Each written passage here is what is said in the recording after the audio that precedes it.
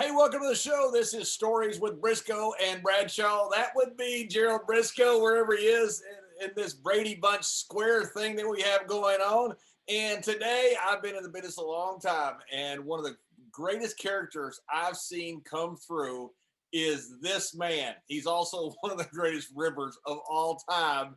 He is Mr. Hornswoggle, Dylan How are you Possible. guys? Hey guys, Hornswoggle, welcome to the thank show. you so much for having me on. Those were very, very nice words. I appreciate that very much. Dylan, I'm so thrilled to have you on. You know, we hear so many stories, and we had a great Dave Finley on last week, and of course you were his manager for quite some time. Traveled the world with him, and he just had a plethora of stories. How do you like that big word, Layfield, about you? And we want to get the truth, because you know how the guy that does it, they kind of exaggerate the ribs here. But John said the key word, that you were a ribber, so no matter how much ribbon you took, you always gave it back to the guys. And I think that's the reason you were over so much and such a big superstar in the dressing room with the guys. I think for some reason, I'm somehow known as one of the biggest bullies in the locker room. And I don't know how or why. I don't know. It's a question that I'll always have of why I was the one to blame all the time, you know? I'll tell you maybe a little hint by it. I got a little text with like Steve Rubin, Mike Mansuri, Tony Kimmel, and I sent out and I said, hey, I got the Hornswoggle on the show today. Any stories? And everyone was tell about the time he did this to Chimmel. Tell about the time he did this to Chimmel. Tell about the dirty clothes hamper when he almost gave Chimmel a heart attack. Yeah, but that's not bullying. That's doing a favor for everyone else by messing with Chimmel. That's. By the way, we asked Chimmel to come on the show, and he was afraid that we would bury him, and so he declined our invitation. He declined. He declined our invitation. Come on. He did. He's a top guy. You know, he's been around forever. He's a hard man to find these days. Vacationing in Florida every week, it seems.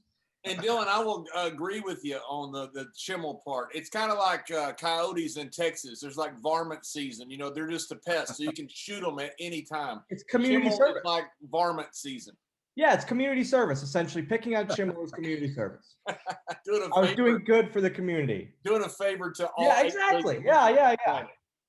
Yeah. So we got to ask, because I heard before we got on air, your Twitter has blown up over this chicken in the ring in Mexico story. So I thought it was gone, guys. I thought I had washed my hands with it. I wrote it in my book about it. I told the story. I thought it was done. I thought it was finally over with. It never has to be brought up again, and then it gets brought up again. And my social media has just exploded about this goddamn chicken story, where my life was put on the line, guys. You guys have no idea. People fear a lot of things. The two things I fear are the dark and I would say birds in general. Birds are unpredictable, especially chickens and roosters. They have talons. This is a phobia of mine and of a lot of people. That's a good thing. It's a common thing that is not crazy at all. They have talent. They train roosters to fight. It was one of the worst days I've ever been under the ring, easily. Now, do you eat fried chicken? I love it, Jerry. I love it. That's the only thing chickens are good for, right? Is to eat. Exactly. It's my payback to them for causing me such hell all my life. So Finley says that he found out you were afraid of chickens during the Kali segment, when you had a chicken there and a goat there, and you kind of took a step back from the chicken, and that's when Dave Finley put it in his phone that, I got him now. I completely forgot about that's how it came out. But it's 100% right. They had that segment in the ring, and I remember just kind of looking at the chicken side-eyed, and Fit sees these things. The relationship between myself and Dave has always been literally instantly like a father-son relationship at all times. I call him dad. I text him every Father's Day, happy Father's Day, that kind of thing. Like he's my dad. And it's like, now when I see my son like react to something, it's like, oh, I got him now. I got him. It's always in the back. But he now puts this in his phone. So now when he wants to get me with something, aka a killer rooster, a menacing chicken that could have killed me. A killer rooster. What? A killer rooster. Yeah, 100%. It had talons, John. It could have killed me.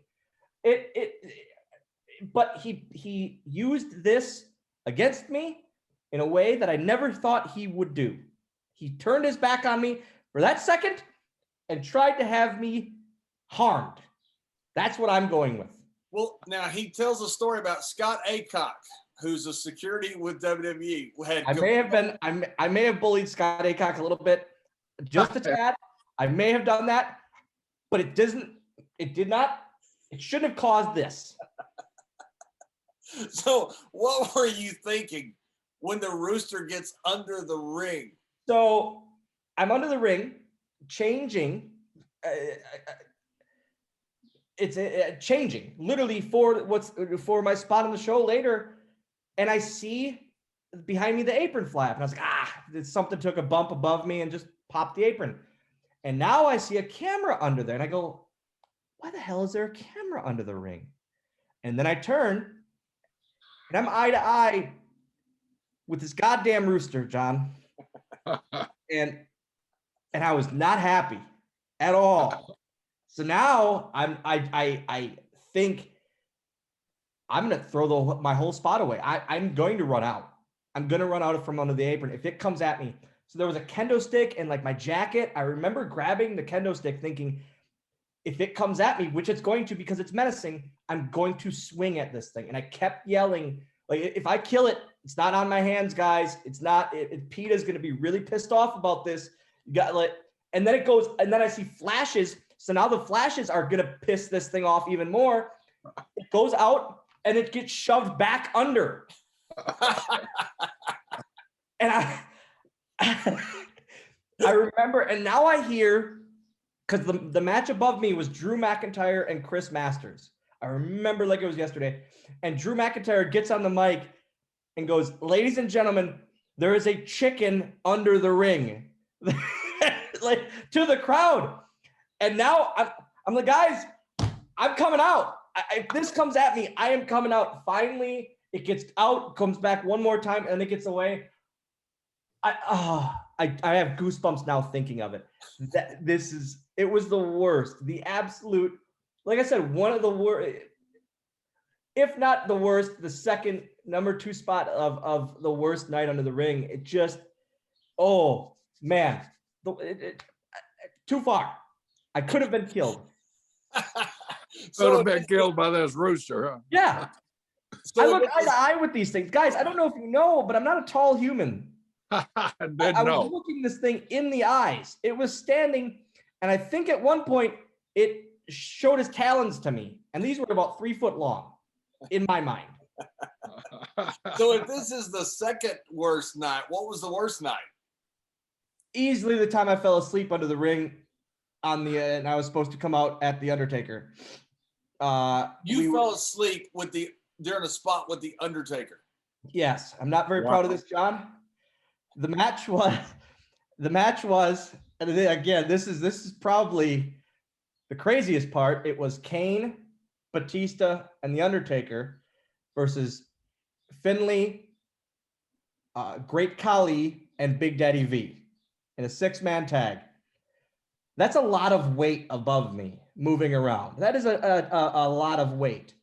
So my spot's ready to hit. As Finlay describes it, he gets off the apron, lifts the apron. Where's Dylan?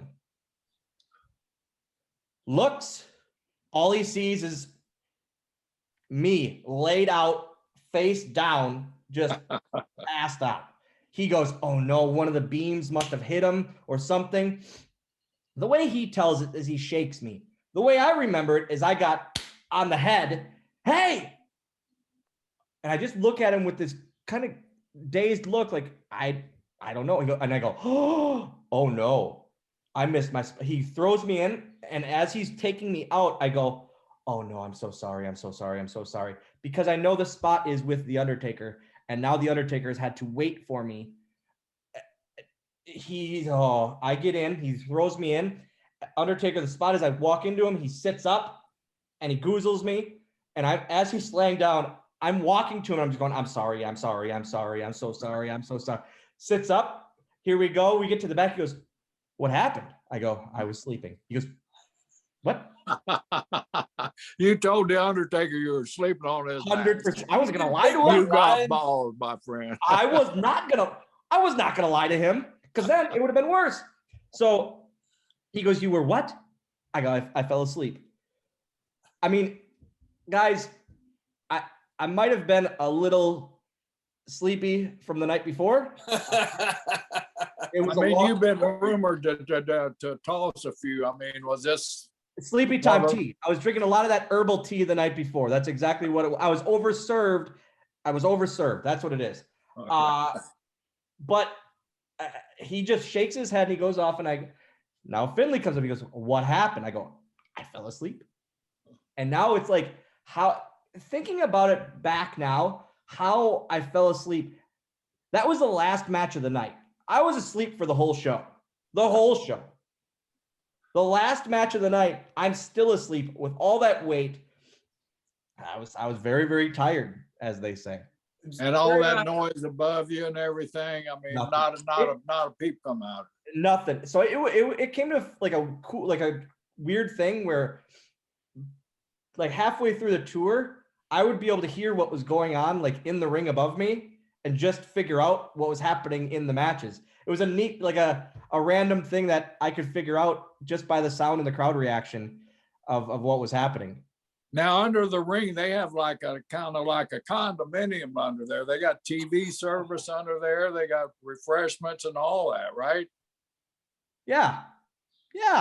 It's exactly what they have in Peru under a ring. Yes, that's exactly.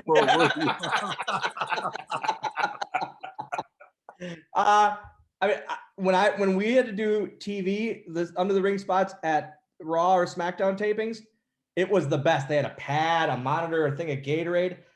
Awesome. It was the Ritz compared to the Town Motel in Peru or Podunk, Indiana. Like that, it was completely different one compared to the next. So in Peru, a lot of times they had to sneak you under the ring before the fans came in, right? Yeah. So we had like three options. We would either do it before the fans came in, which for overseas tours was an hour and a half before the show started. So it would be before the show started. I would go under, just bring a game system or something, and or sleep, as we know.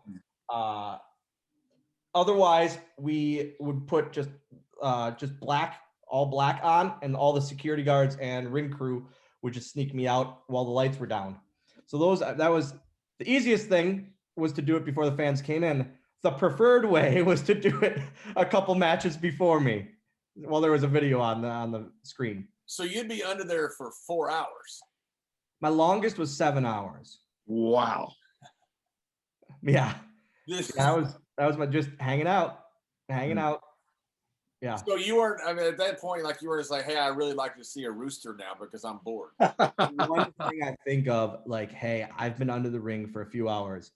I just wish someone threw a very angry killer rooster underneath the ring with me that won't be agitated by noise above it at all. A lot of noise above it, because people are bumping on a ring that it's really used to. I mean, roosters hang out under rings all the time, obviously. So it's used to the noise. Yeah. What about, you did some stuff with Kali, and from what I heard, and I'm not going to say from who, Larry Heck told me that you guys would walk through airports holding hands. Holding fingers. Yes. Just to get the reaction from people. Yeah. So he was when I first got hired by WWE in 2006, my first riding car was myself, Sean Davari, the Great Khali, and Mark Henry. Now you talk about a circus. That is the epitome of a traveling circus right there. We always would get a big van every time. And I would be in the back with the bags. Mark and Khali sprawled out to finally get comfortable for the first time. Davari would always drive, and it was just a traveling circus. But to make ourselves laugh, I would hold Kali's pinky, and he goes, "That's my son, man. That's my son." And he would like sit me on the bar stool or at the table like I was his child. Yeah. So you're traveling with the world's strongest man, the Indian giant, Yes. and Hornswoggle all together. Yeah, it was the best. It was the absolute best. We got pulled over one time, and I remember Mark Henry from the back seat goes, "Officer, if I open this door, that's okay, right?" He opens the door, and then the cop realizes what this van is. He goes, "You guys just go. Just go. There's no more cops for the next 70 miles. You'll get to the town. Go as fast as you want." Yeah. How did you end up getting the call? I saw some bunch of your interviews and stuff, but the call to end up going to WWE, you trained to Yeah. You're working at Target, and then you kind of felt bad to tell your dad you're going to work for this great company that you've always wanted to work for. The crazy thing is like, so Mr. Kennedy, Ken Anderson trained me in Green Bay, and they were looking for, I can say it because I like the term, a midget for Finley to be a leprechaun. And they were trying him out here and there in different cities. And they needed a midget for a spot with Goldust and Booker T, literally a random Raw segment. And so he gave me the call. It was in Milwaukee. He gave me the call, and I was an extra that day. And I had heard that they were trying people out to be with Finley. So I said, "Hey, I'd love to do it if I can. I'd love to try out."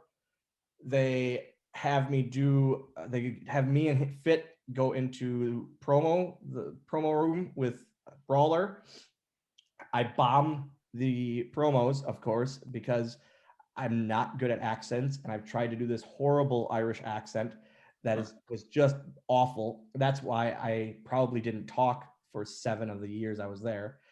But it's just, we did that, and it was awful. I walked out, and I remember saying to Fit, "How did it go?" He goes, "Not the best." And I just instantly go, Fit's "Oh, the best." Well, okay. It was nice being an extra today. It'll never be again, kind of thing. But then 2 weeks later, I guess Ken put the word in with Fit for me, and they hired me, and it was off to the races. 3 days before my 20th birthday, just traveling the world instantly. It was crazy. So, It was absolutely crazy. Mr. Kennedy helps you get in, and then you end up taking his spot. I mean, some may say. Some may say. I mean, Tell me, Dylan, did you grow up watching wrestling? Did you grow up wanting to be in the business, or was it? Yeah. So the only thing, since I was like 4 years old, the only thing I wanted to do was professionally wrestle.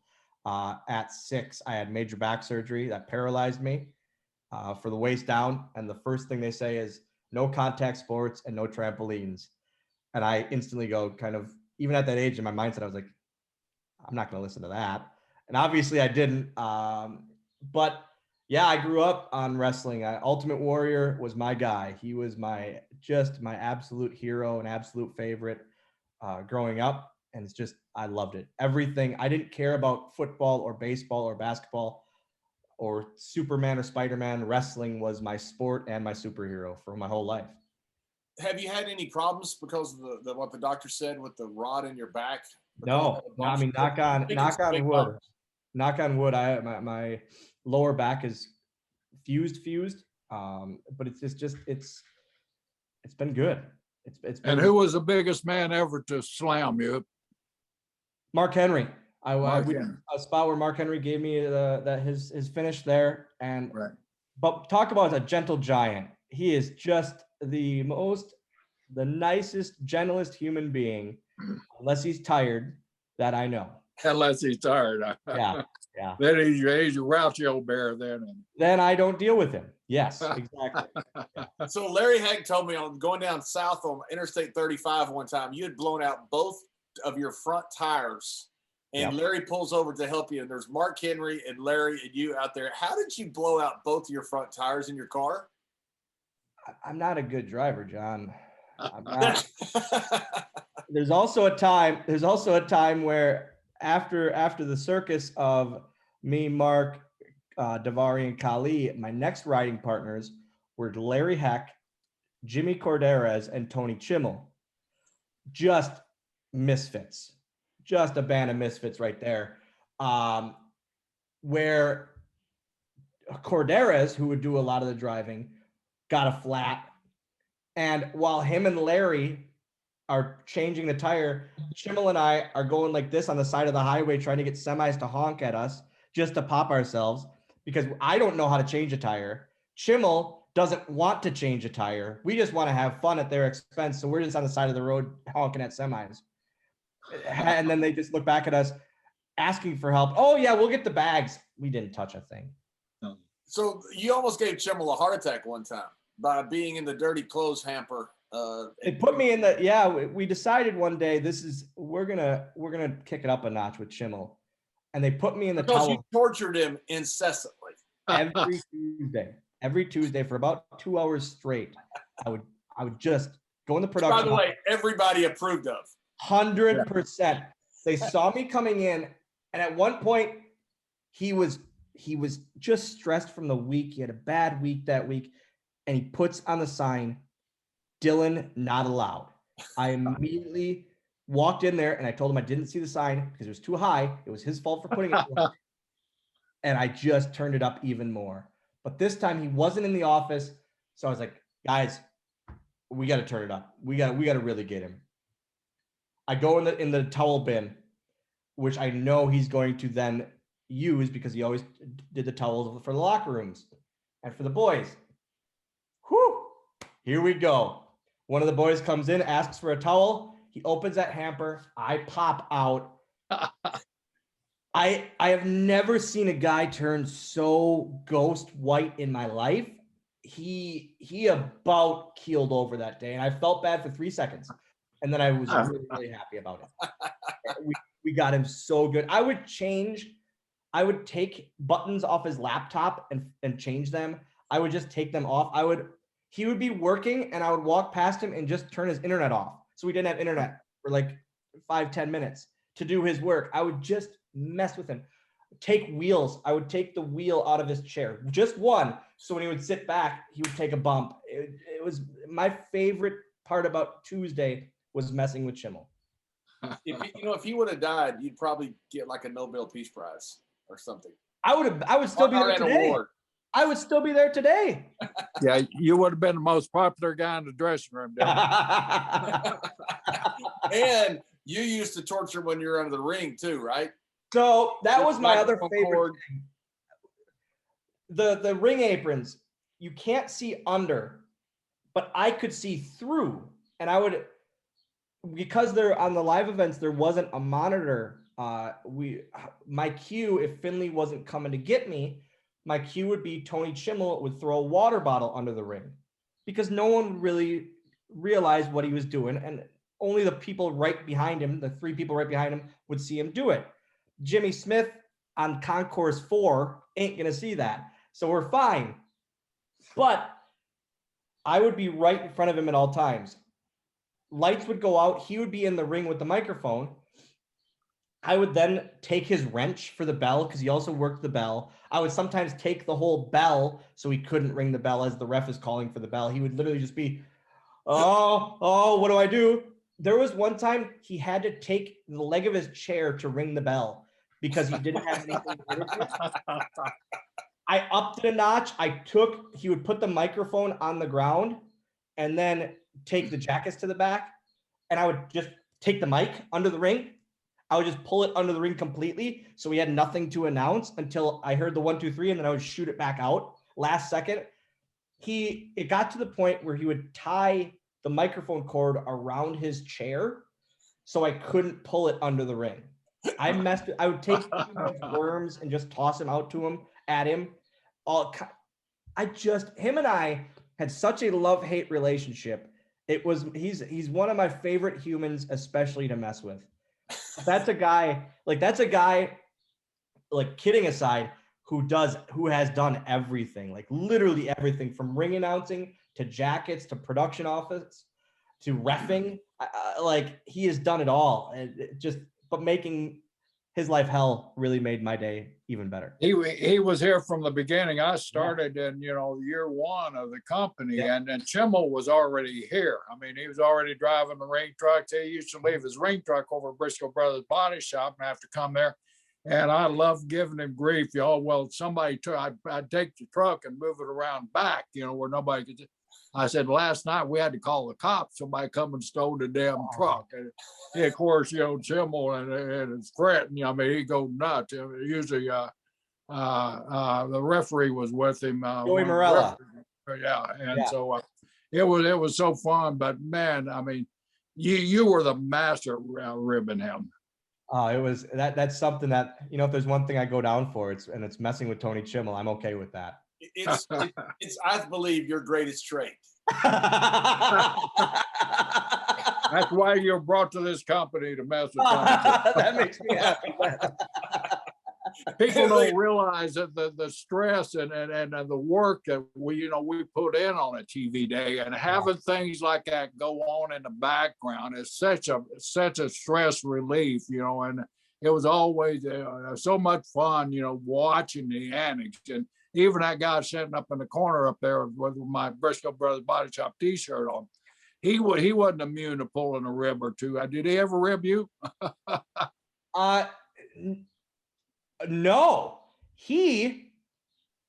this guy saved my job.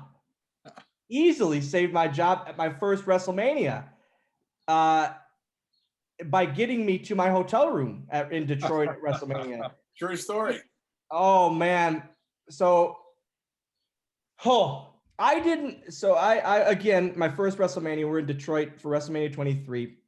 Myself and Bob Holly and the Hurricane go to TGI Fridays or something, but it's in the same, it's sharing a parking lot with the hotel, essentially. And I have some sodas, of course, and I go back to the hotel. Hurricane drives me back to the hotel. On the way, it's not even a block, I end up vomiting all over his rental car, inside. We pull up to the hotel, right up to get to park so I can actually get into the lobby. Who are the first two people I see? Mr. Layfield and Bruce Pritchard, who they pulled up in their limo, of course, probably had horns on it, I'm sure. But it's the first two people I see, and they look at me and they go, "Dylan, have you been drinking?" And I just look at them. It was so funny. Look, Bruce describes it as a child who got caught in the cookie jar. Just yeah. Nope. I don't know the rest. John can finish it because I don't quite know the rest. But all I know is after they arrived, it wasn't 5 minutes after they arrived that Vince's limo pulled up right behind them. And I can't imagine if he would have saw me like that. Well, what we have is I tell Bruce, I said, well, we got to help Dylan out. Because the first thing we said was, we were messing with you. We said, Dylan, have you been drinking? And it was the most innocent face. No. He just hammered. So me and Bruce get him into the production office or the green room, whatever it is. We get him in there, and Dylan's not doing very good at walking. So finally, we get a luggage cart and the bellman, and we said, to the bellman, said, hey, you got to take him up to his room. And he says, what do? I get him up there. I go, dump. So we can't carry him. So we pay the guy to take Dylan up to his room. Yeah. We got him on the luggage cart, got him through, right through there, got him out there before Vince could see him, and got him up there. Oh man, yes, it's again only my first WrestleMania could have been easily my last if that moment, like it's one of those moments that was it's one of my favorite stories that I don't remember. One of the great things, it's always so fun to see the expression on somebody's face who's just been drinking all night. Have you been drinking? Oh, no, sir. No, sir. That's like, it has to be fun being a police officer for those kind of things, because it's always an anger or a complete, I don't know what you're talking about. Yeah, it wasn't even a few. It wasn't like, oh, I had a few. It was no. And we're like, what do we do with it? So we got it with a luggage cart. People are like looking like, that's Hornswoggle. Just look the other way. It's not Hornswoggle. Again, not only is it a guy on TV, a WWE superstar, this is a midget riding a luggage cart. right through the lobby. That's the only way to get him through. So Yeah. there were fans there. Thank goodness this was before cell phones, because if there had been cell phones, we'd have had to take them a different way. We knew that all they could do is say they saw him. They can't prove that they saw him. So we're taking him through the lobby, and people are looking, and they're like, oh, there's JBL and Bruce Brother Love, and who is that on the cart? Yeah. The best. Yeah, the countless number of guys that we've had to get to the room during WrestleMania week. I mean, it goes into the hundreds, I'm sure. I can only imagine WrestleMania week takes a toll on everybody throughout the year. Like that has to be one of the biggest sleepy weekends ever. One time, everything's under a microscope, no matter what you're doing, where you're at, everything, and everybody's just under that microscope. Yep. And Vince hears everything. We're in South Africa. Jerry comes up to my room and he goes, "What are you doing?" And I said, "Mr. Brisco, I'm taking a shower. I'm gonna run a little late, okay?" And he says, "We're waiting on you." And he goes, "What are you doing?" I said, "I'm taking a shower, Mr. Brisco. I'll be down there as soon as I can." He said, "There's no water running. I'm just standing in the shower. There's no water. I don't know how long I'd been there. Nothing. I'm just standing there." He's doing one of these, with his hand holding himself up against the shower wall, just holding. And I'm standing there, we're late. You know how the bus, you take off, and so I'm not going to leave Layfield. So I go up, get the key to the room, go up, and he's standing in the shower getting ready. John, come on, what are you doing? "Well, I'm showering, Mr. Brisco. I'm going to be ready in a couple of minutes. I'm showering." I said, "Don't you think it'd work better if you turned the water on?" Oh.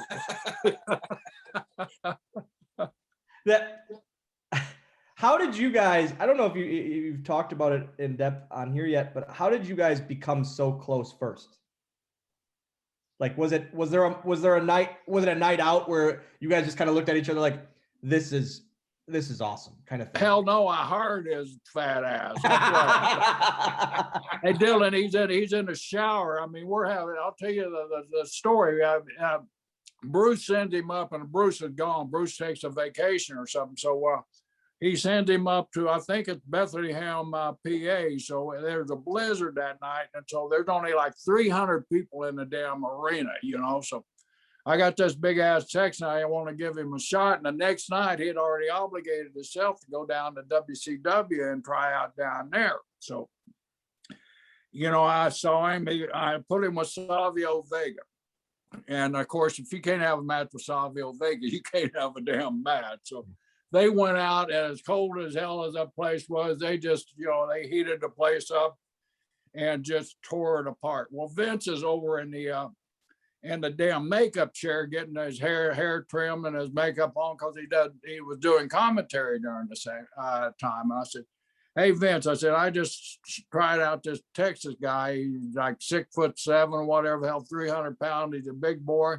We need to hire him." He said, "Well, let's talk later." I said, "No, he's obligated to go down WCW tomorrow. And I know if Dusty Rhodes gets a look at this guy, that Dusty's going to offer him whatever he needs to do to get him down." So he said, "Well, if you feel that strongly about him, go offer him a damn contract." So I go busting in a damn locker room. He's in the shower, showering, but he's not holding himself up this time. There's actual water running. Yeah. I saw, and things are bigger in Texas like they say they are, So I said, "John, get dressed." So we got dressed. So we talked. I said, "We're going to offer you a deal. I give you my word, we're going to offer you a deal. But you got to call WCW and tell them that you're not coming down here tomorrow." And of course, at this time, there were no cell phones, but back of Bethlehem Arena, they had a wall of pay phones, you know, where you go and make phone. I said, come on over there. So he goes into one of these things that you can close the door on. So I'm standing outside. He picks up the phone. Hey, Dusty, you know, so I'm eavesdropping. I got my ear up again to make sure he's saying the right thing. You know, they're going to offer me a deal here. Sorry, I can't make it tomorrow, blah, blah, blah. So that's basically how our friendship started, you know. And I've been stuck with him ever since. I've been carrying him ever since, man. I've kept him out of jail. I've kept his job. I kept his job for so good that I lost my job keeping his job.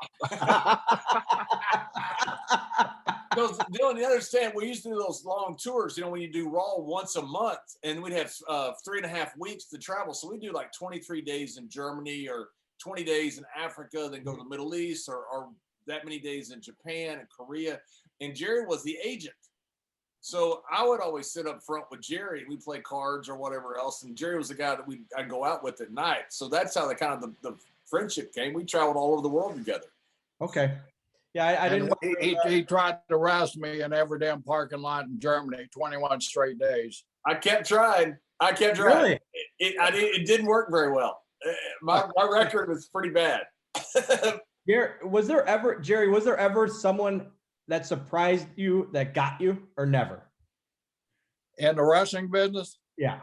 You know, the story of the Bischoff and now John, no one that ever like got you.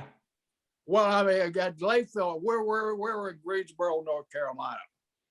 We had Sawyer Brown. That back in the days, they used to, you know, have these groups to kind of help draw a crowd and help warm up the crowd. So we had Sawyer Brown here. You know, everybody's a big Sawyer Brown fan. So, you know, we're listening to music and everything. So I see John and Ron. They're over there, the backs to me, and I got to go to the ring.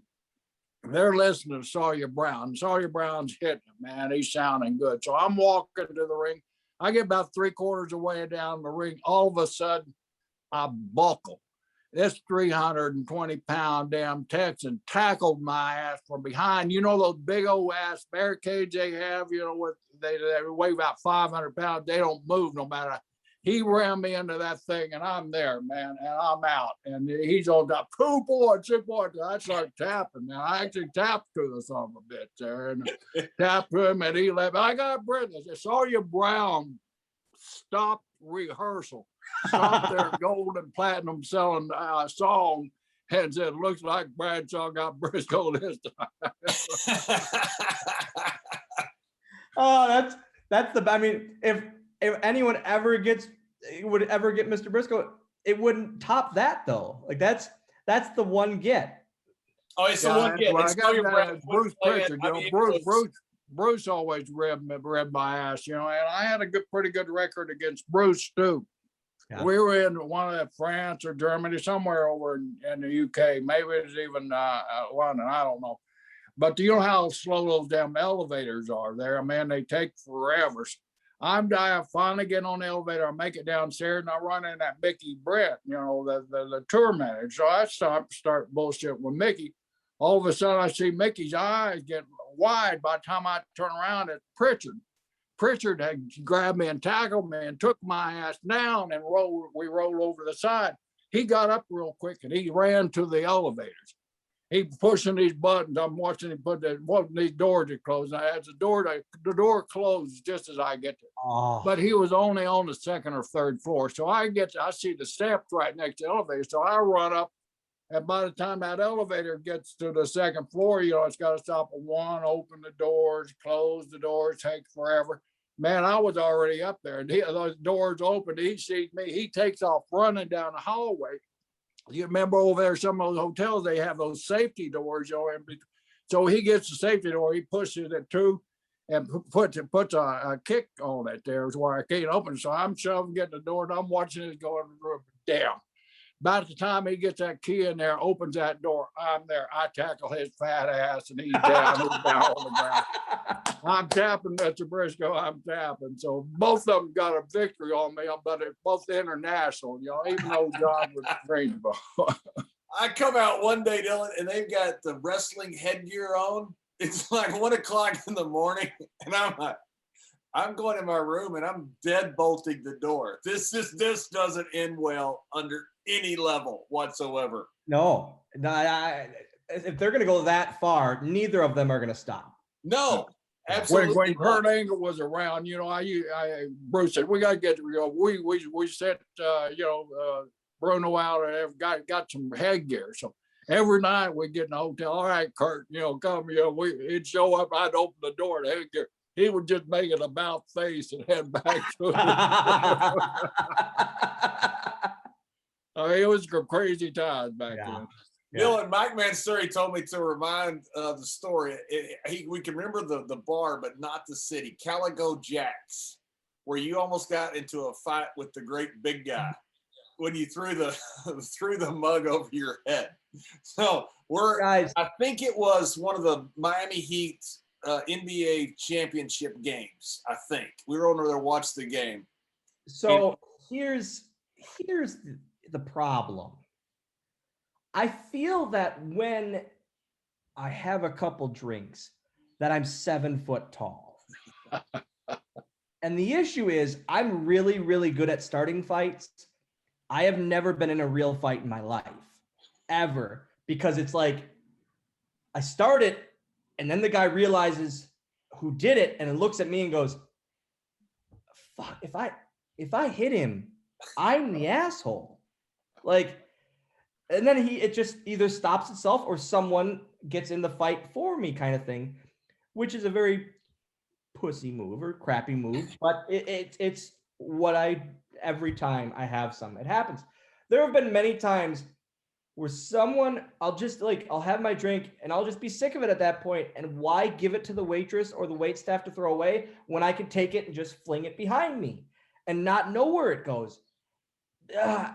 Many times it's out of my control at that Jerry, point. we're in this crowded bar. We watched, I think it was the Miami Heat's championship, last game 6 when they won it, I believe. And Dylan, just like he says, he takes the drink and he throws the beer mug over his head and he hits this guy. Of course, the place is packed. And this guy wants to fight him. He's probably 6'3" or 6'4". And Dylan is like, screw you. Let's step outside. The guy goes, all right, that's fine with me. And I go, stop. You got 2 feet on him. I said, what are you going to do? Fight him? The guy goes, he hit me with a beer mug. I said, you're going to fight him? And Dylan is just sitting there just taunting him, going, I'll kill you. I don't know what comes over me. And at this point, at my age, I wouldn't even think of that, because it would take more energy to throw that than I even have nowadays, especially a couple in. I don't want to do that anymore. No. No. Hey, what happened with, I heard a story about Edge where you were not wearing a seatbelt and he hits the brakes and you get stuck in the floorboard. Oh, son of a bitch.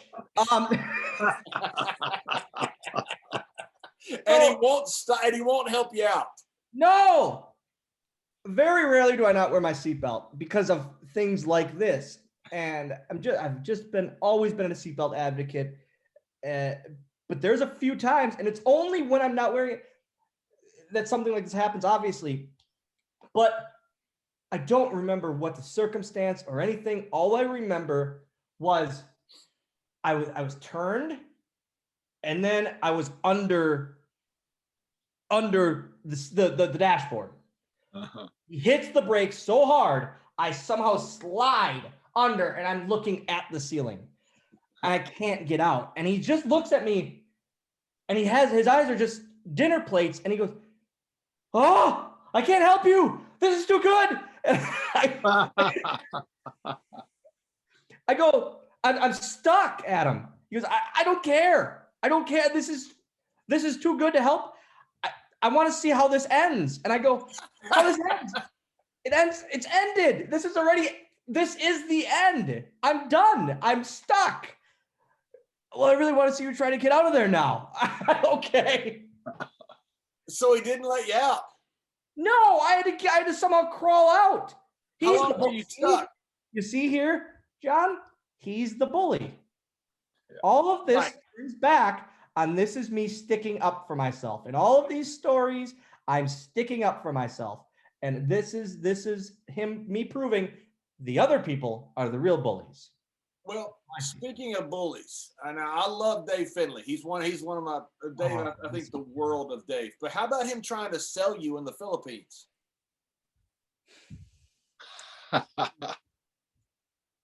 Another fear. I don't like dogs. Dogs. When I was a child, dogs jump, and when I was a child, I pretty much look a wiener dog in the eye. Let's be honest here.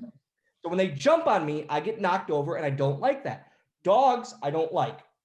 This tour alone, Dave tried to sell me to a man in the Philippines, and it might have been this tour or the chicken one, where a rabid dog, a wild dog, out tried to attack me, and he sat back.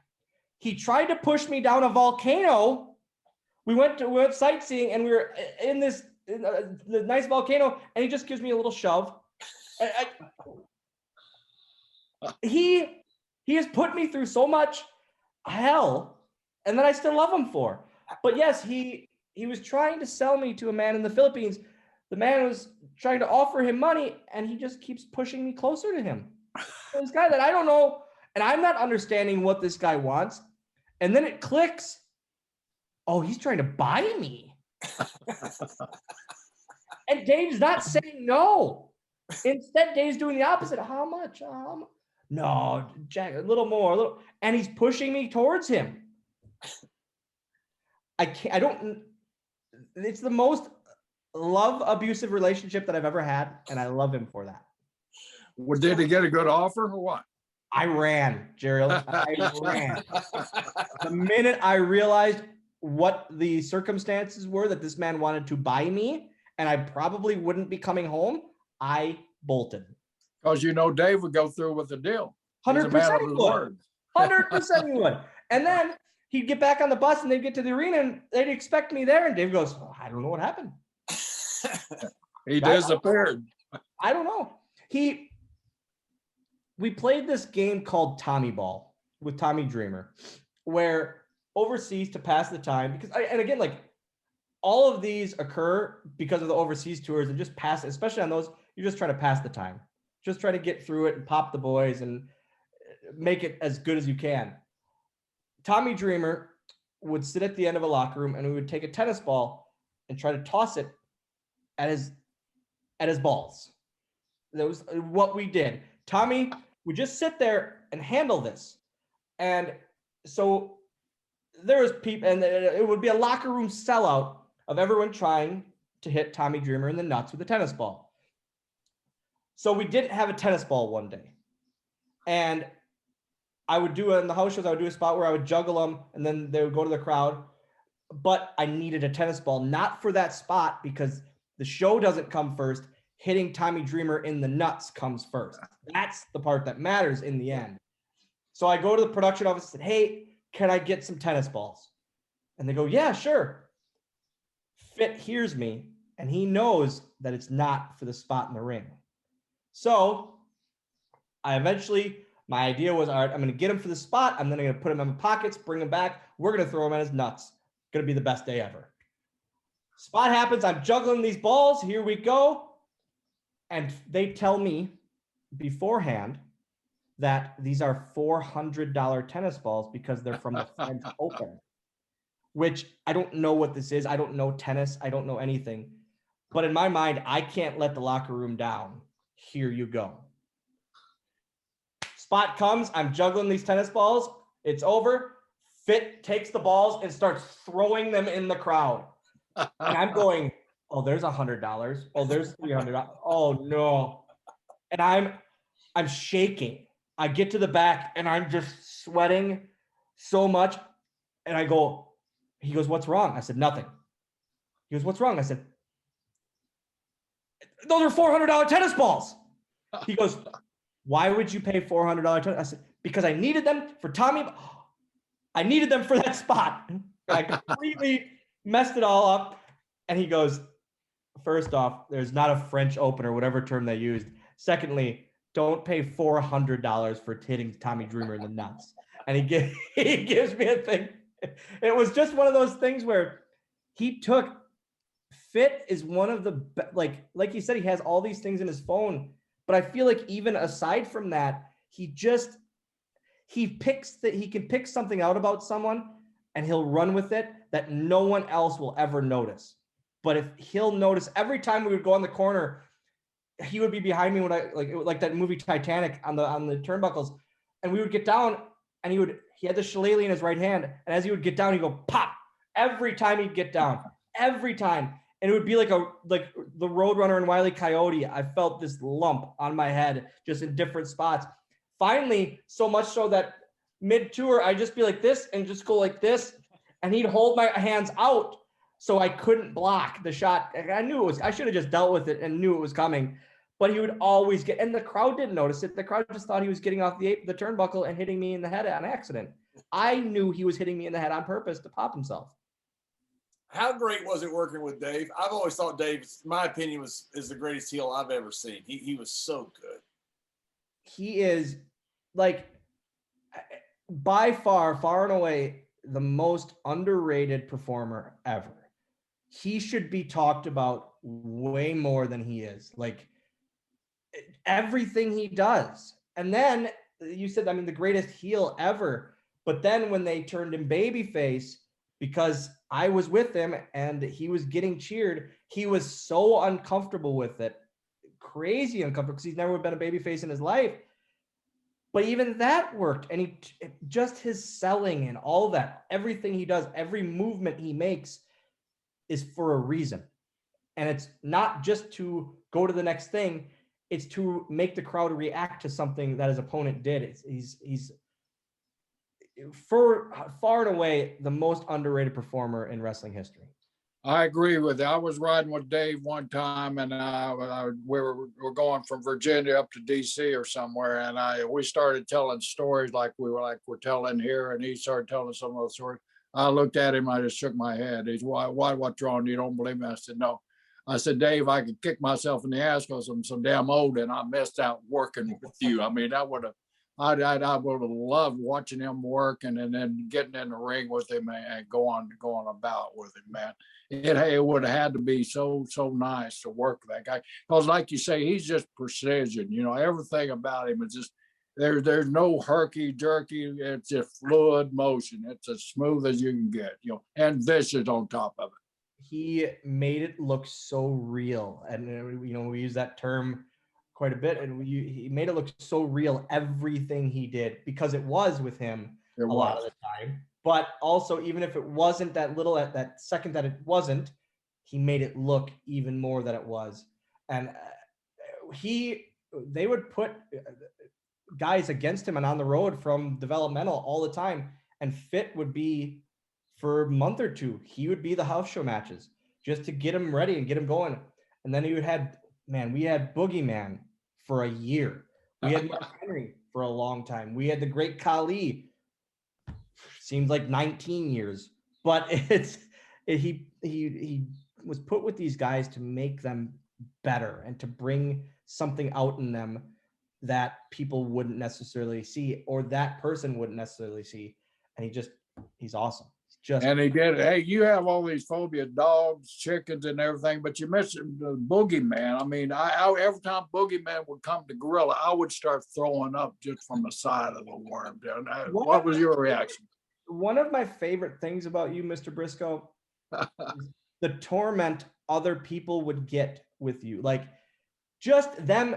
I swear, if someone coughed around you, you'd start gagging pretty much. And he stretched all of us. There's a reason. I didn't say it was uncalled for. It's like me.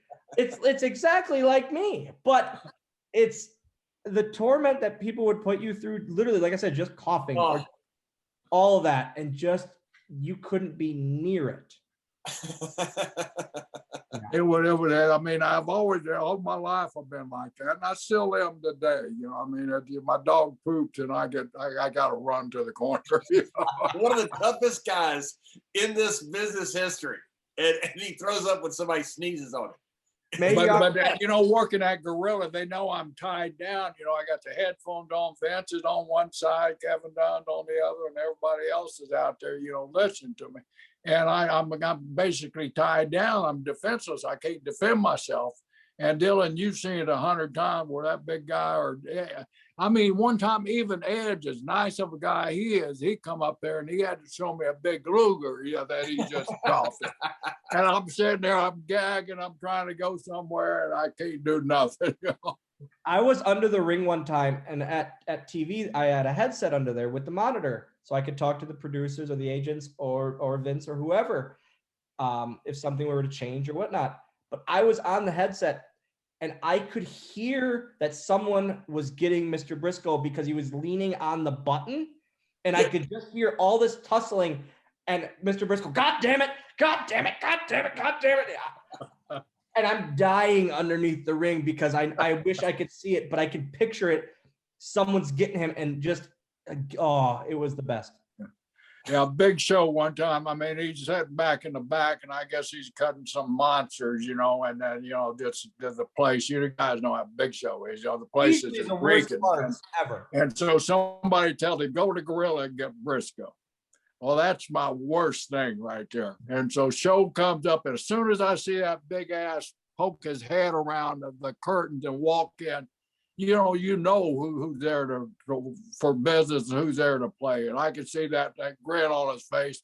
All of a sudden he said, Gerald, and I looked at him and he went, boom, like Andre the Giant one, man. I mean, just the walls just shook. And about 10 seconds later, I'm up and I'm trying to get loose, but I'm tied down. Something's going on, and I can't leave my position. But they laugh, and even Vince over in the corner is gagging, but he's laughing his ass off. Oh man, Dylan, have you ever, just by chance, ever humped Big Show's leg? Yes. 100%. Wow. There's a story behind this, correct? I don't know that. Whoever owned the other one was Larry Heck was telling me the story. Oh, yes. So, and I didn't know if this was that, or there was, when I first got hired, Big Show was afraid of little people. Deathly afraid of little, which still is a very odd thing to me. Very weird thing to me. But when I first got hired, I pulled up. If he would have known you, he would have been afraid of you. But he didn't know you. Correct. Which is even better, thankfully. But I was getting out and pulling my bags into TV that day, and he gets out of his car and literally opens his door, sees me, shuts his door, and will not come in for 10 or 15 minutes until he knows that I'd be in the locker room by then and away, so I wouldn't be in any direct view of him. It's one of those things where, and then he just warmed up to me over time. Me and Larry humping his leg on many occasions, probably helped with that. Larry too. Yeah. It was a group effort. He's got big legs. Come on. we got to team up on the Big Show's legs. It's fine. If it's just me doing it, it's kind of a waste. People don't understand, and I tell Jerry this all the time with people. The normal has nothing to do with the backstage area. Nothing to do with it. It's just, I just wish that years ago there would have been the best reality show ever, of just the craziness. It would last one episode before it got canceled, even in years ago cultures. But the backstage is so weird, but yet so normal in a weird way. Nothing is weird in a backstage locker room. It's just, oh, there's a midget humping Big Show. Life. Dylan, to go back to Fit for just a minute. I got to spend 2 years in Europe, and I used to watch Dave Finley work every single night, literally. And I remember just sitting there thinking, I'm not that good. I'll never be that good. He was that good. I mean, he was that good to watch every single night. Every night was different. That's why when I got to work with you guys at WrestleMania, that was that was one of the greatest thrills and honor of my life was getting to work with Dave because I held him in such high regard. That match, again, like Fit in general, that match does not get near the love it should. You guys, like going into it, I was like, oh, it's gonna be awesome. It's this feud that's been going on for a while. We're starting WrestleMania. It's gonna be great. And then like watching it, and it doesn't click until I think after when you watch it back, obviously. And I don't know how it was for you, but like watching it back, it's so good. And it's because it's like Mr. Brisco mentioned, it's Finley and you, and it's real, and it makes everything hurts, but in a good way, You know what I mean? Like in this crazy good way that only in wrestling makes sense. One of the biggest moment from that gets brought up almost every day of my life is you throwing the trash can at me, right? Which is like the biggest GIF or GIF, whatever the children say, of all time. Yeah, that wasn't planned. Like everyone goes, "Oh, that was such a good thing." I said, if I wouldn't have moved at the last second, I would still be in Orlando laying face down today. Like I just remember out of literally the corner of my eye, seeing this trash can coming at me. And thank God I just turned. But it's one of the best parts of that match. And it's just, that match was so much fun. Finley doing a suicide dive, like through the ropes to the outside. Yeah. Like he doesn't do that. And he goes, I remember him coming to me, he goes, "Dylan, I'm going to do a dive today." I said, "No, you're not. I'm going to do a dive through the ropes." And I go, "Okay." And then he didn't. I go, and then you just crack him, and I go, "Oh, that's even worse." Yeah. You know what people don't realize is the mindset behind that. I've got this great big tough Irishman in the ring, and I throw the trash can at the leprechaun outside. It's just like the biggest chicken shit thing you can do as a heel. That was the whole mindset behind it. Yep. Yeah. It was, and again, that match, I go back and forth. Like people are like, "Oh, are you upset that it started that Mania because it could have been even bigger if it was later?" I said, "No, you guys set the pulse and the tone for that WrestleMania with that match, and that like, all right, we're starting WrestleMania off with this, and it's hard to top that." And then it's the same one with Edge and Undertaker in one of the greatest matches in WrestleMania history. But that night it was so awesome. And it was so much fun. And it was. Well, you had a match that I was out there. I didn't do commentary because they had the Wii commentary team, I believe, the guys that imitated me and Cole, who were very good, by the way. The guy kept saying Michael. I don't say Michael. I say Michael like Michael. I don't say Michael. I say Michael. You kind of say it with a G. Okay. Maybe I do. And Dolph Ziggler's name, people get me yelled at. I try to say it with an L. I'm from Texas. I don't do English well. I mean, that could be the best quote ever. "I'm from Texas. I don't do English well." Thank you, Dylan. Thank you, brother. I love you. The epitome of John Layfield. "I'm from Texas. I don't do English well." It's not speak well. They have their own language down there. Yeah, exactly. And they exclude a lot of words and include a lot of them that they shouldn't. I've realized that. A lot of words just aren't necessary. Not for English. Too much energy in using them. But the WLC match, that was amazing. Absolutely amazing. We thought it was going to be good. I really did. I thought this is going to be really good, but it was exceptional. So I'll never do anything better than that in my life, like ever.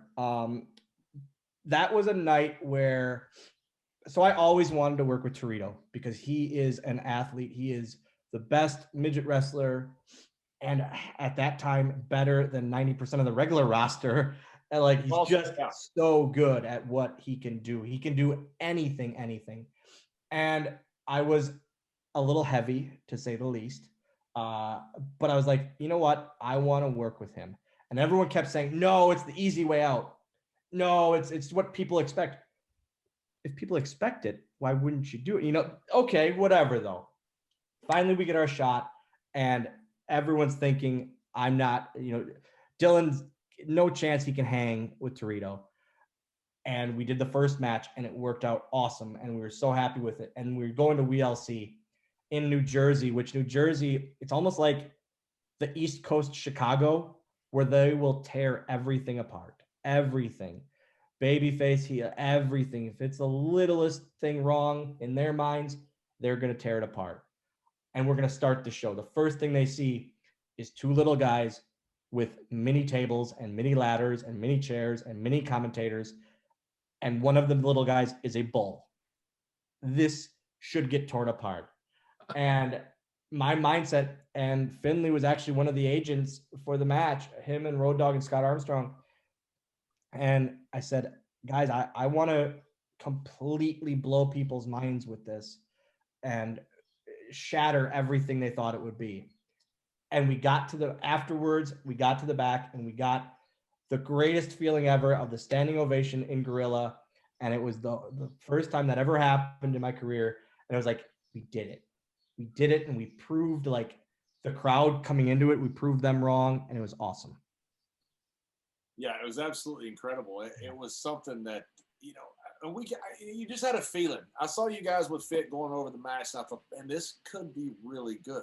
But you don't know. You don't know until you get out. I mean, even when you have I worked, several nights in a row with the same guys, and one night you have a great match, one night you have a bad match. So you don't know until you get out there and do it. But when you do it and you're in the middle of it and you feel it, it's the greatest feeling in the world, knowing we're hitting this out of the park. Yeah. Isn't it weird that if it's really, really good or a stinker, you feel that, but anything in the middle, you don't really? It's like, if it's real good, you're like, oh, this is the best. If it's a shit show and you're a minute in, you're going, we still have 5 more minutes. Why can't we just go now? Like, why can't just roll me up? Let's end it. Let's go. It's just, it's something but you never feel that way if something's just okay. Dylan, do you think that you're a big Muppet fan? Do you think that Statler and Waldorf were made after me and Brisco? Do you think that is? My thought always was Brisco and Pritchard. Yeah, much better. Yes. You are definitely not as old as them either. So you're no, not even close. I'm not even born in the same century. Dylan. It's definitely Brisco and Pat and Pritchard that they were modeled after. So are you getting now? You're getting inked up. Are you gonna get all the Muppets inked up on you? You have a Muppet leg, right? I did. I haven't for a couple of years. I haven't got a new one for a bit, but I have 26 Muppets on my leg. I am an absolute fanatic. I got to do the movie with them, Muppets Most Wanted, back in 2014, which was just an absolute dream come true for me. It was awesome. It was absolutely awesome.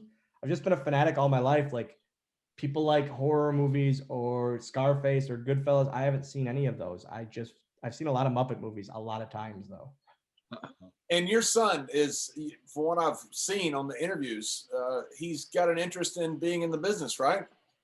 He loves wrestling so much that it scares. We're going in a couple hours when he gets home from school to I run a training school, and we're going there because his talent show is virtual this year, because the world is still a little crazy, which is fine. But his talent this year is he's going to do a full match for his talent show with his wrestling buddies in the ring at the school. Like, this is what he wants. He goes, Dad, I don't even need a crash pad today. No crash pad. And I just go, you know what? Okay, just do it. He just loves wrestling. He loves setting up and tearing down the ring. He loves selling merch. He loves just everything about it. He wants to know everything and pick it apart. And but also he can sit back and watch it.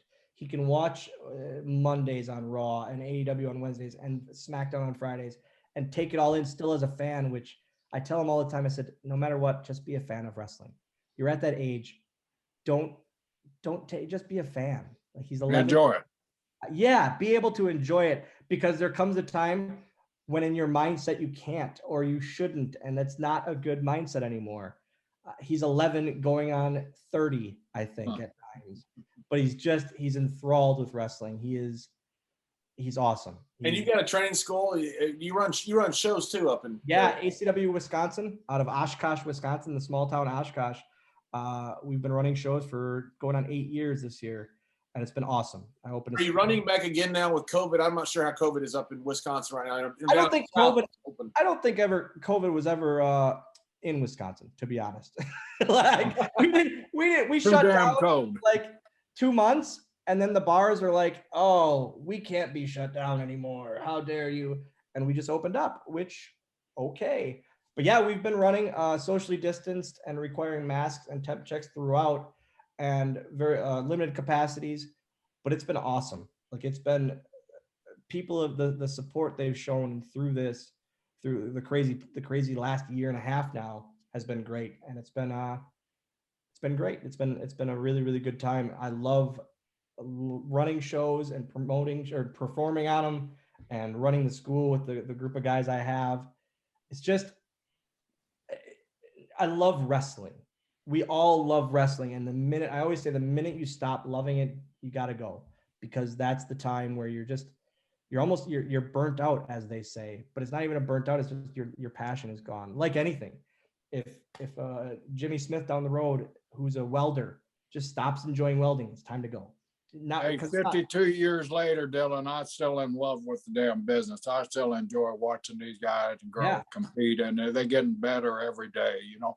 But I want to ask you a non-wrestling question, because I know what kind of football. You still live in Green Bay, right? Right outside of Green Bay, yes. I'm sorry, my Buccaneers kicked your ass last year, but are you still a Aaron Rodgers fan? Are you talking about the Buccaneers with Mr. Deflategate Tom Brady? Is that who you're talking about? That's who I'm talking about, the Super Bowl champion. We don't. I mean, tell me about Aaron Rodgers. I don't know what's going on, guys. Again, I don't know sports. I know Aaron Rodgers plays for the Packers. I probably couldn't tell you 2 other players on the Green Bay Packers. I think Mason Crosby still kicks for them. I'm not sure. I'm a Packers fan. Like, I love watching the Packers play, but I'm not a football fan or like a follower by any means. I don't know what's going on with Aaron Rodgers and the whole team and everything. If he were to leave the team, I would be very upset, because I feel like he's really, really good. Last year, when he could have ran the ball in, that cost us the game at the end, really pissed me off. That was the worst. Like, why you would throw it away at that point and not just run it in, I'll never understand. And that would have been the win. That would have been the win right there. But hopefully he sticks around. Hopefully. Well, Dylan, you have to understand, Mr. Brisco, there's a little bit of a conspiracy theory going on here, because he was right near that meth-looking guy that looks like he's Michael Hayes' son, the Tiger King, in Oklahoma. And then he moved down there right next to Carol Baskin in Tampa Bay, and then the Tampa Bay Buccaneers won a championship. I don't think that's not correlated, all of that together. So he's a flip-flopper, you're saying? Exactly. That's what you're saying. Exactly. Next year, don't encourage him, please. Next year, if the Vikings were to win, he's going to move to the Twin Cities, I'm assuming. That's right. Oh, no way. Too damn cold up there, man. He'll move up there with Eddie Sharkey. At least I'm not a Dallas Cowboy fan. We can all say that, thank God. Come on. Yeah. Well, Dylan, look, I can't thank you enough for coming. Guys, you're such a fun guy. I had so much fun with you. The book you wrote, Life is Short, So Am I, great book. But more importantly, Brisco and I just enjoy having great people on the show. And when Jerry said, let's get Hornswoggle, I said, oh my God, I've been looking forward to this. Exceeded all expectations, like you always do. You're one of the good guys. So thank you very much for coming on. That's always been like a crazy thing to me, is it's so cliche to say, especially between us. Like, there's a lot of acquaintances in wrestling. Friends are the hardest part, and you guys have always been so much fun. Like you said, we've always just laughed, and that's, if you can laugh at yourself with others, that's the best part. And that's something I've always wanted to do, is just be able to laugh, make everyone laugh, and just have fun. Because these 20-day tours get real long after a while. So at about day 17, if there could be a pick-me-up, and if I'm the butt of the joke or starting the butt of the joke, that makes me feel a little happier, because we're getting through. Very well said. I mean, you said it right, brother. Thank you. Thank you so much for being on, Dylan. This has been a blast for us. Thank you, guys. Thank you.